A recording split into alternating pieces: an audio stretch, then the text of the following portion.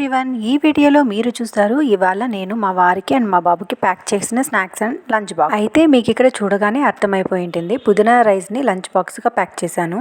ఈ పుదీనా rice idea ఎలా వచ్చిందంటే, మా బ్రదర్ ఎప్పుడో ఒకసారి పాపం ఇంటికి వస్తూ ఉంటారు. అయితే ఏం చేసుకుందాం ఇవాళ లంచ్కి అని అడిగాను. సో పుదీనా రైస్ చేయక అని అడిగారు. ఆ రోజు నాకు కుండీలో పుదీనా ఉందని తెచ్చుకునేంత టైం కూడా లేదు. అలా ఐడియాతో ఇవాళ ట్రై చేద్దాము, ఒకసారి బాగా వస్తే తను వచ్చినప్పుడు చేసి పెడదాం అనే దేంతో నేను ఇవాళ చేశాను. నేను ఎప్పుడు వెరీ సింపుల్ అండ్ ఈజీ ఐటమ్స్ని అయితే సెలెక్ట్ చేసుకుంటూ ఉంటాను. ఇది చాలా సింపుల్ అండి. అయితే నాకు పుదీనా చాలా తక్కువ అనిపించింది. నాకు గ్రీన్ కలర్లో అయితే రాలేదు, నాకు ఒక ఫ్రైడ్ రైస్ లాగా వచ్చిందనమాట.